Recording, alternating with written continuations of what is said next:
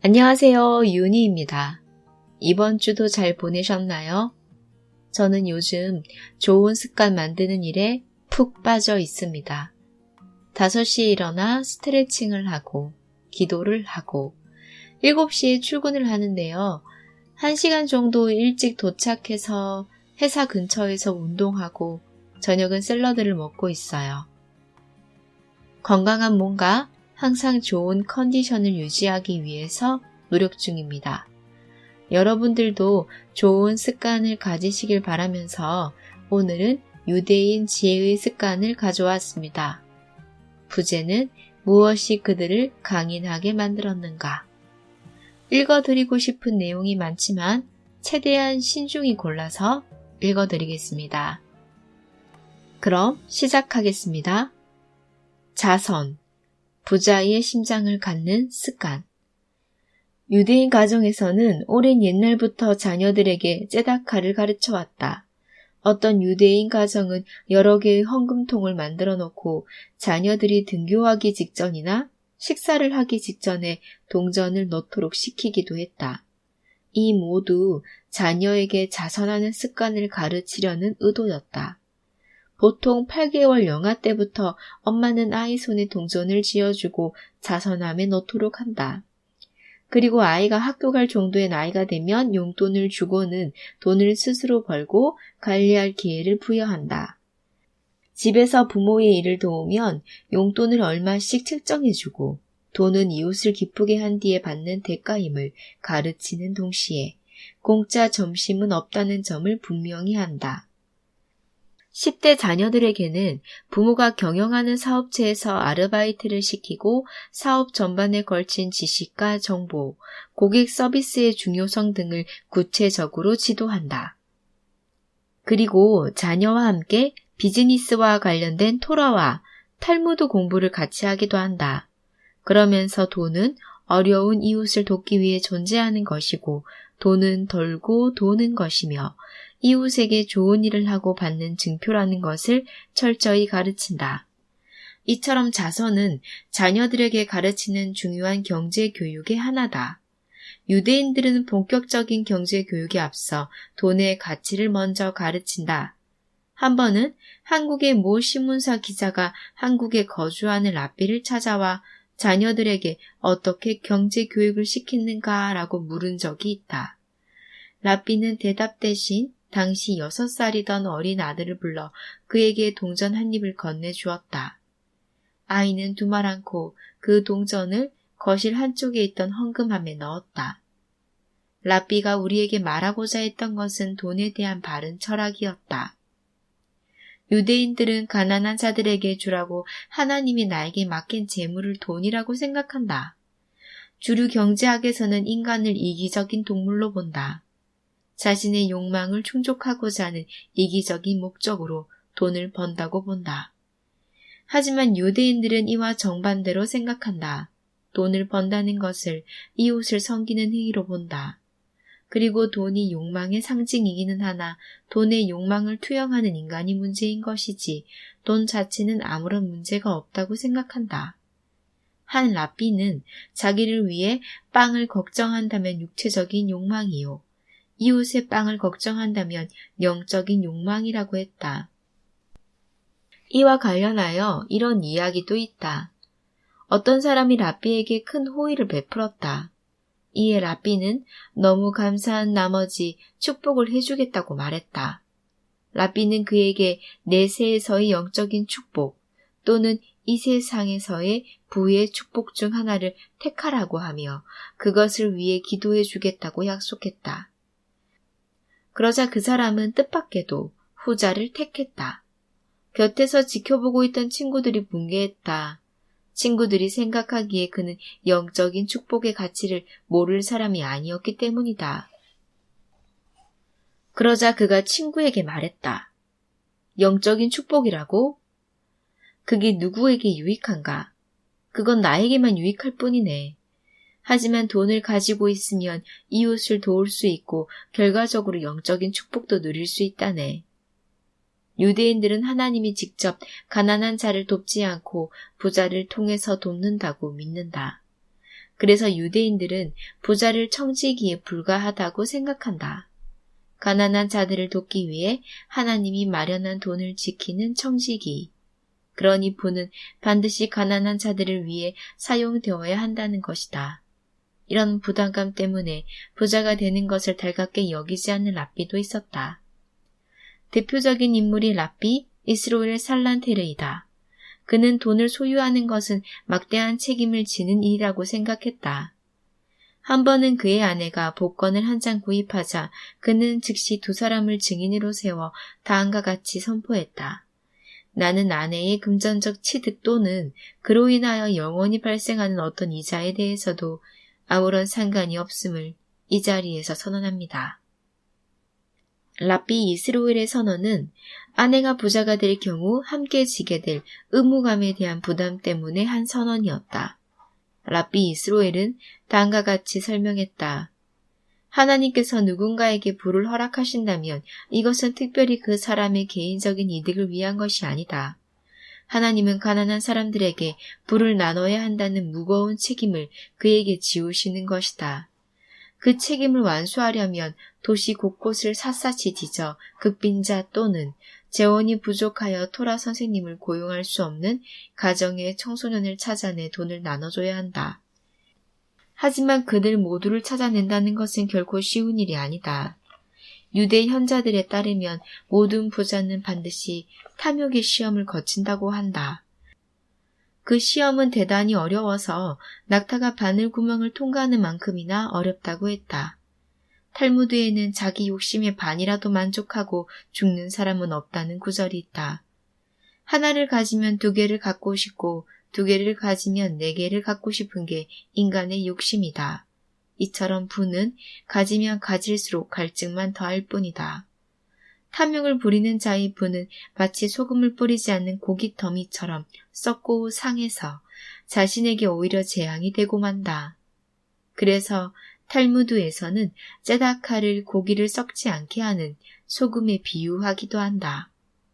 돈을 보전하는 유일한 소금은 자선을 통하여 돈을 나눠주는 것이다.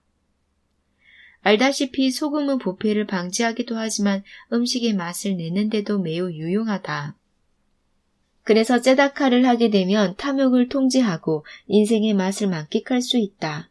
대신 자취를 남겨선 안 된다.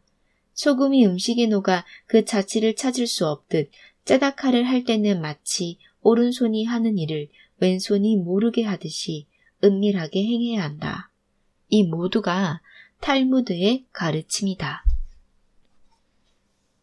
유대인들은 부자를 심장에 비유하기도 한다. 그래서 부자는 우리 몸의 피와 같은 돈을 돌게 하는 사람으로 본다. 탐욕에 휩싸인 채 가난한 이들의 호소를 외면하는 부자는 마치 흘러 들어온 피를 자기 것이냐 모으기만 하고 유통하지 않는 심장과 같다. 피를 내보내지 않는 심장은 터질 수밖에 없다. 하지만 부를 가난한 자들에게 나눠주는 부자는 절대 가난해지지 않는다. 흘러간 피는 온몸을 돌고 돌아 다시 심장으로 돌아오기 때문이다. 그리고 더 놀라운 점은 자선을 행한 부자들은 그 수혜자들이 가난한 자들보다 훨씬 더 큰 축복을 받는다는 사실이다. 자선을 하면 마음이 편안해지고 기쁨이 넘친다. 그 덕에 정신적, 육체적으로 건강해질 수 있다. 자선이 주는 축복이 너무나 크기 때문에 자선의 기회가 오면 절대 주저하거나 머뭇거리지 말라는 것이 유대 현자들의 한결같은 조언이다. 당신이 베푸는 자선은 가난한 자를 위한 것이라기보다 당신 자신을 위한 것임을 언제나 명심하라. 그래서 랍비들은 자선의 기회를 준 가난한 자들에게 감사의 마음을 표해야 한다고 말한다. 자선을 할 수 있는 부자가 되려면 어느 정도 부를 모아야 하는 걸까? 탈무드에는 부자의 조건을 아주 간명하게 설명한다. 자기 분수에 만족하고 행복해하는 사람. 이는 우리가 생각하는 부자의 개념과는 많이 다르다. 부의 많고 적음과 상관없이 자기가 가진 것에 만족하는 사람은 모두가 부자인 셈이다. 아무리 부자라도 가진 것에 만족하지 않고 이를 여전히 부족하다고 여긴다면 부자라고 할 수 없다. 이들은 베푸는 데에도 인색할 수밖에 없을 것이다. 이 외에도 자선에 힘써야 하는 이유가 또 있다. 자선은 사람의 인품을 고상하게 만들어준다는 믿음이다. 자선하는 사람의 공통점은 남의 고통과 고난에 깊이 공감할 줄 아는 사람이다. 사람은 본질적으로 자기중심적이어서 자칫 탐욕에 휩싸일 수 있는데 이런 이기적 본능은 파괴적이다. 하지만 자선은 이런 본능을 완화시키고 이타적인 성품을 갖게 한다. 따라서 유대 현자들은 자선을 반복할수록 성숙한 인간이 된다고 말한다. 그래서 10만 원을 한 번에 자선하는 것보다 1만 원씩 10번 하는 것이 더 낫다고 말한다. 어떤 사회가 건강한가 그렇지 않은가를 알려면 그 사회의 부자들이 부를 어떻게 사용하는지를 살펴보면 된다. 부자들이 가난한 자들에게 자신의 부를 기꺼이 기부하려고 애쓴다면 그 사회는 대단히 건강하다고 할 수 있다.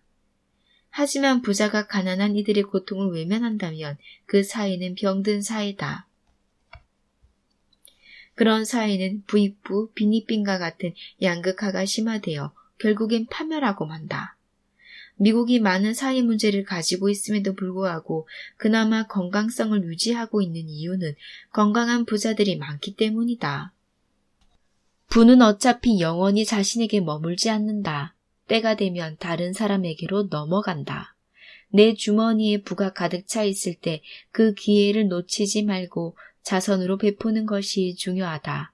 그러면 하나님은 더 좋은 것으로 다시 채워주신다. 그래서 유대인들은 돈에 대해 제일 먼저 자선을 배운다. 자선하는 습관의 중요성은 비단 유대인들에게만 해당되는 것은 아니다. 우리 사회에서도 점점 자신의 재산을 사회에 환원하는 부자들이 늘고 있다. 자선은 꼭 부자만이 해야 하는 것도 아니다. 누구나 할 수 있다. 자선은 타인을 위해 하는 것이 아니라 나를 위해 한다는 것임을 꼭 기억했으면 좋겠다. 동물 복지, 동물의 아픔에 공감하는 습관. 반려동물을 키우는 인구가 한국에서 1천만 명을 넘어섰다고 한다.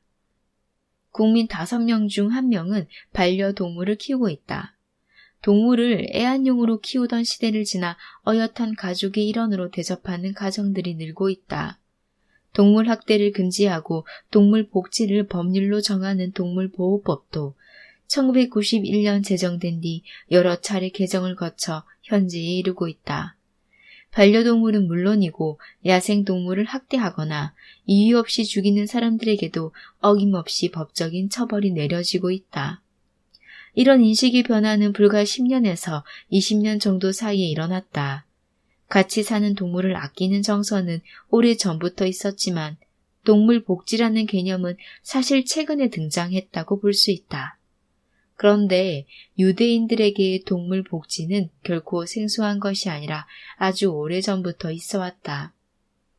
창세기를 보게 되면 하나님이 인간에게 이렇게 명령한다. 생육하고 번성하여 땅에 충만하라. 땅을 정복하라. 바다의 물고기와 하늘의 새와 땅에 움직이는 모든 생물을 다스리라.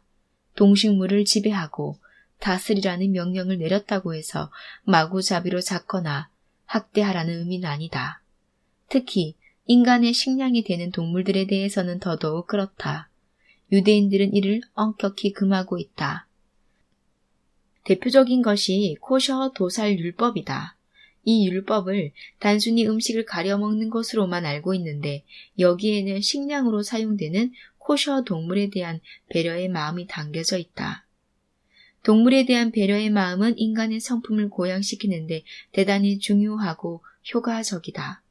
성경을 보게 되면 인간이 동물을 식량으로 삼기 시작한 것은 노아 홍수 이후부터다.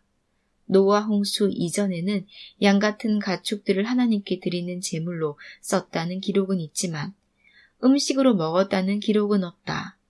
유대 현자들은 이를 두고 하나님이 대홍수 이후 식량이 부족한 사정을 들어 동물을 식량으로 사용하는 것을 허락한 것으로 해석한다. 다만 하나님은 동물의 살과 피를 함께 먹는 것은 철저히 금하셨다. 다시 말하면 살아있는 동물로부터 살을 떼어내 먹는 것은 엄격하게 금했다. 산채로 살코기를 잘라낼 경우 그 동물에게는 형언할 수 없는 고통이 가해질 수밖에 없다. 인간이 아무리 동물을 식용으로 쓴다 해도 동물에게 지독한 고통을 가하는 방식으로 도축하거나 섭취해선 안 된다는 것이 하나님의 뜻이다. 코셔는 적당한 또는 합당한의 뜻을 가진 히브리어이다. 유대인들은 종교적인 계율에 따라 먹지 말아야 할 음식과 먹어도 되는 음식을 구분한다. 이에 따르면 우선 채소와 과일은 모두 먹기에 합당한 코셔 음식이다. 그러나 해산물의 경우에는 반드시 비늘과 지느러미가 있는 어류만 먹을 수가 있다. 오징어, 문어, 낙지 같은 연체류, 장어나 미꾸라지 같은 비늘이 없는 어류, 그리고 새우, 랍스터와 같은 갑각류 등은 먹을 수가 없다. 가금류 중에서는 특별한 조건 없이 닭, 칠면조, 오리, 비둘기 등은 먹을 수 있으나 매, 독수리 등 맹금류는 먹을 수 없게 되어 있다. 육류는 반드시 발굽이 갈라져 있고 대세김질을 하는 동물이어야 한다. 이런 동물들은 대체로 초식 동물이다. 대표적으로 소, 양, 염소, 사슴 등이 있다. 먹지 말아야 할 짐승들은 맹수나 육식 동물이다. 유대인들은 코셔 식품만을 먹기 때문에 유대인들에게 먹을 것을 선물하는 것은 큰 신뢰일 수 있다. 한 번은 이런 일이 있었다. 먹을 수 있는 코셔 동물이라 하더라도 코셔 율법에 따라 도축된 동물이 아니라면 먹을 수가 없다. 가축을 도축할 때는 기도와 식도 그리고 머리로 연결되는 핏줄을 단 한 번에 잘라내야 한다. 이것은 피를 빠르게 쏟게 해서 되도록 빨리 죽음에 이르게 하기 위해서다. 불필요한 고통을 가하지 않으려는 조치다. 일부 동물복지 단체들은 유대인들의 도축 방식을 비난하기도 한다.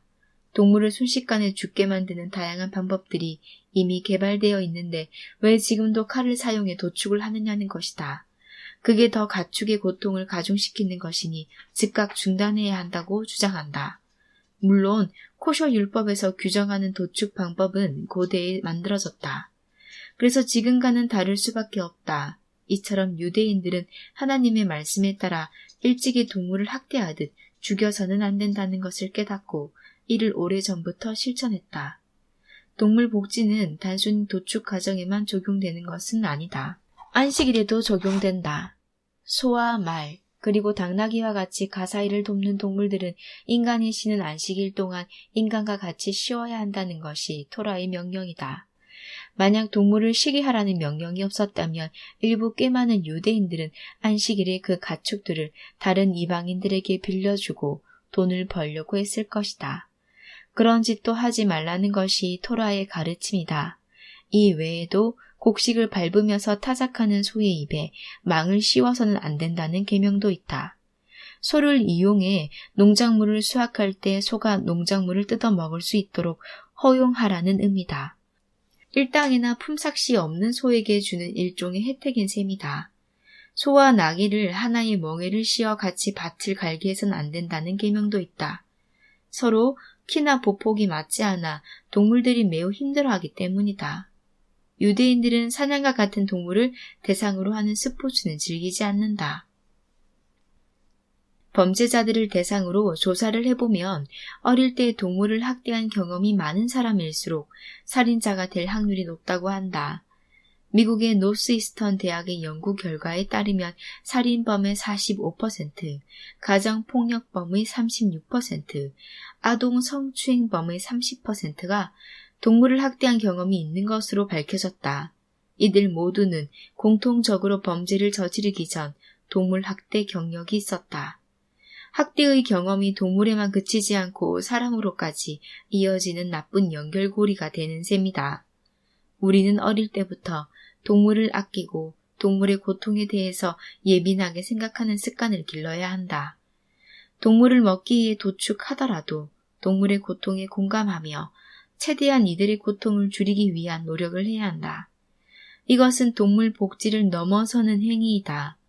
우리는 동물들이 아무런 감정도 없다고 여기겠지만 실상은 그렇지가 않다. 동물들도 자기가 낳은 새끼나 동료가 곁에서 죽어가면 엄청난 고통을 느낀다. 하찮을 것 같은 새의 감정까지도 세밀하게 살필 줄 안다면 이보다 더 큰 동물 또는 더 나아가 사람의 감정까지도 배려하게 되지 않을까. 결국 동물 복지는 인간의 심성을 따뜻하게 하려는 신의 배려라 할 수 있다. 낭독은 여기까지 하겠습니다. 여러분 감사합니다. 이번 주도 힘내시길 바래요. 화이팅!